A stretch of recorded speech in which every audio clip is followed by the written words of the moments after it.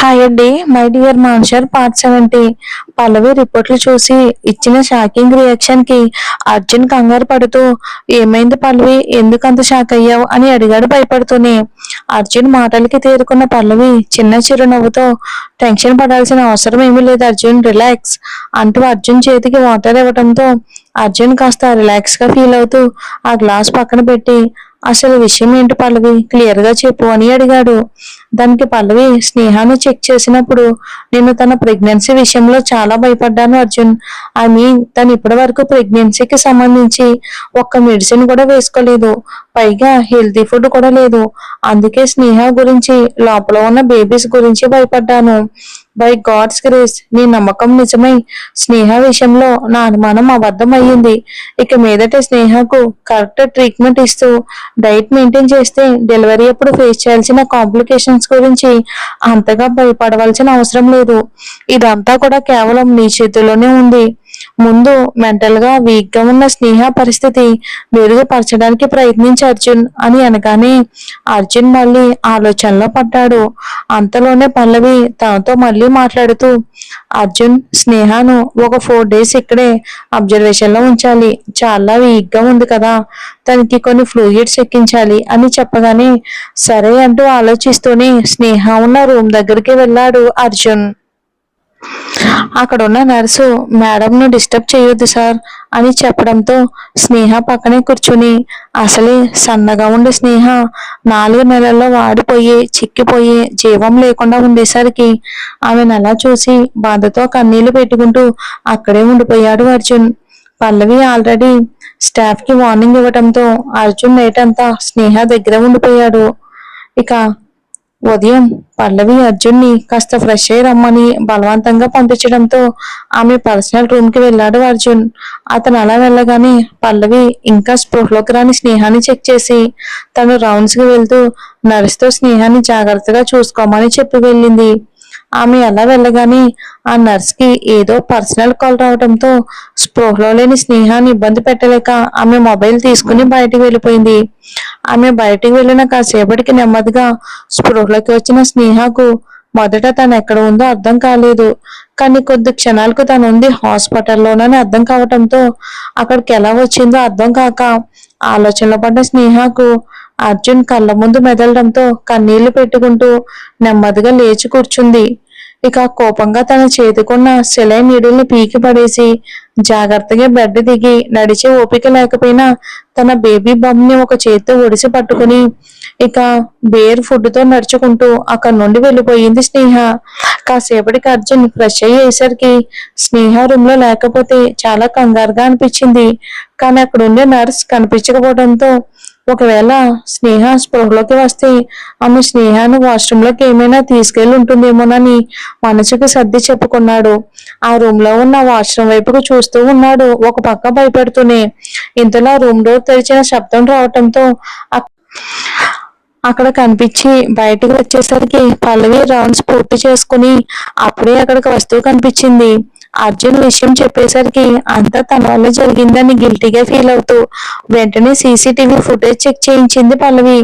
అందులో స్నేహ జీవం లేకుండా నడుచుకుంటూ వెళ్లడం కనిపించేసరికి అర్జున్ స్నేహ వెళ్లిన వైపు కంగారుగా బయలుదేరాడు. ఇంత ఉదయమే అంత ఎండలో బేర్ ఫుడ్ లో అసలు ఎలా నడవగలుగుతున్నావు స్నేహ అని కార్ డ్రైవ్ చేస్తూనే చుట్టూ స్నేహ కోసం చూస్తూ కన్నీళ్లు పెట్టుకుంటున్న అర్జున్ బాధపడుతూ ఉన్నాడు. హాస్పిటల్ కు ఒక 2 కిలోమీటర్ల దూరం వచ్చాక మండే ఎండలో స్నేహ నడుస్తూ కనిపించేసరికి వెంటనే కారు తీసుకెళ్లి ఆమె ముందు ఆపాడు అర్జున్. అయినా కూడా స్నేహ తన చుట్టూ ఏముందో పట్టించుకోకుండా ముందుకు వెళ్ళిపోయేసరికి అర్జున్ కి ఒక్కసారిగా మనసు మెలిపెట్టినట్టు అనిపించింది. కానీ తనని తను కంట్రోల్ చేసుకుని వెంటనే వెళ్లి స్నేహ చేయి పట్టుకుని ఆపాడు అర్జున్.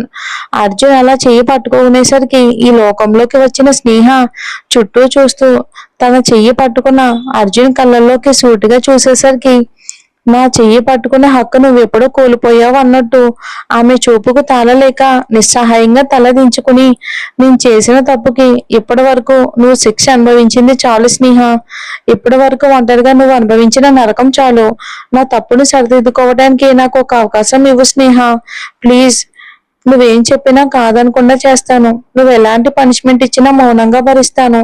ఇక నుండి నిన్ను, మన బేబీస్ ని జాగ్రత్తగా చూసుకుంటాను. ఈ జీవితం అంతా హ్యాపీగా గడిపేస్తాను స్నేహ. నన్ను నమ్ము ప్లీజ్ అని మోకాల మీద కూలబడ్డాడు అర్జున్. ఆ క్షణం అర్జున్ మాటలకు, అతను చేస్తున్న పనికి స్నేహ మనసు విలవిల్లాడుతూ ఉంటే వెంటనే అర్జున్ భుజాలు పట్టుకోబోయింది. కానీ ఆఖరి క్షణంలో, నీ కడుపులో పెరుగుతున్న పాపానికి కారణం ఎవరు అన్న అర్జున్ మాట పదే పదే ఆమె చెవుల్లో మారు మ్రోగుతూ ఉంటే ఆమె తనలో నరాలు తెగిపోయేంత నరకంలా అనిపిస్తూ ఉంటే ఆ నరకం నుండి బయటపడలేక అక్కడే స్పృహ తప్పి పడిపోబోయింది స్నేహ. స్నేహను గమనించిన అర్జున్ వెంటనే ఆమెను జాగ్రత్తగా ఒడిసి పట్టుకుని ఆమెను తీసుకుని హాస్పిటల్ కి బయలుదేరాడు. అర్జున్ వెళ్లేసరికి పల్లవి వీళ్ళ కోసమే ఎదురు చూస్తూ ఉండటంతో వెంటనే స్నేహను ఐసీయూకి షిఫ్ట్ చేయించి ట్రీట్మెంట్ స్టార్ట్ చేసింది. కాసేపటికి స్నేహ కండిషన్ కొంచెం పర్వాలేదు అనిపించడంతో అర్జున్ కి సారీ చెప్పి జాగ్రత్తగా ఉండమని చెప్పి వెళ్ళింది. ఇక అర్జున్ అక్కడి నుండి కదిలిందే లేదు. ఈసారి స్నేహ స్పృహలోకి రాగానే పల్లవిని వెళ్లి ఆమెను చెక్ చేసి ఆమెతో మాట్లాడే ప్రయత్నం చేసింది. కానీ స్నేహ నుండి ఎలాంటి సమాధానం రాకపోవటంతో ఆమెలో భయం మొదలయ్యింది. వెంటనే అర్జున్ కి అదే విషయం చెప్పి వెంటనే ఈ ఎన్వింటిని పిలిపించి చెక్ చేయించింది. ఆ డాక్టర్ స్నేహను టెస్ట్ చేసి ఆమె థ్రోట్, వోకల్ కార్డ్ అంతా బాగుంది.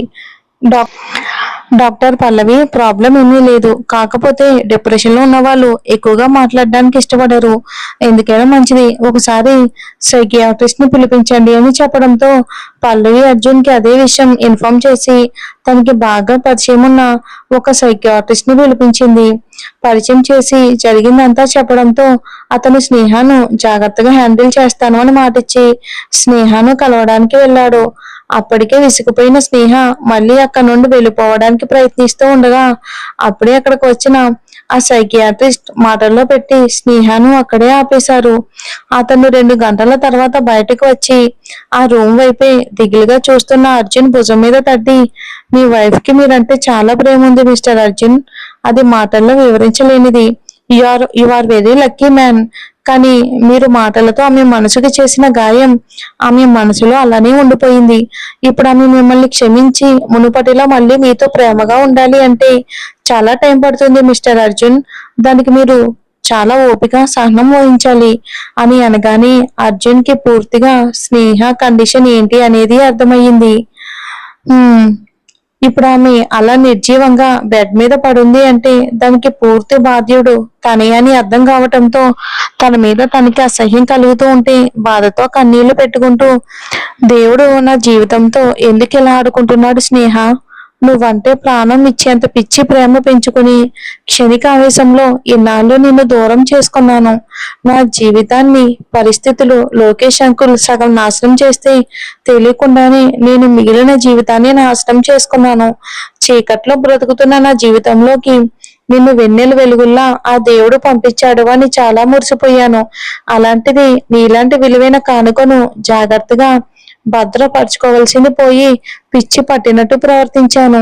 ఇదంతా నా వల్లే జరిగింది అని మౌనంగా కన్నీళ్లు కారుస్తూ స్నేహ దగ్గరికి వెళ్ళటానికి అతనికి మొహం చెల్లకపోయినా అతని మనసు మాత్రం స్నేహ నుండి క్షణం కూడా దూరం తట్టుకోలేకపోతుంది.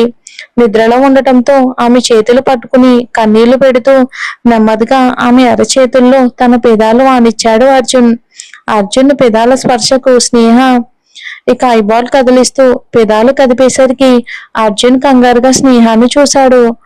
ఇక అటు డాక్టర్ అర్జున్ తో మాట్లాడి డైరెక్ట్ గా వెళ్లి పల్లవిని కలిసి స్నేహ కండిషన్ వివరించి కాసేపు మాట్లాడి అతను అలా వెళ్ళగానే పల్లవి వెంటనే అరుణ్ కి కాల్ చేసింది. స్నేహ ఎప్పటికీ నోరు విప్పి మాట్లాడుతుంది. ఇప్పుడు అరుణ్ రియాక్షన్ ఎలా ఉండబోతుంది ఏంటో చూద్దాం.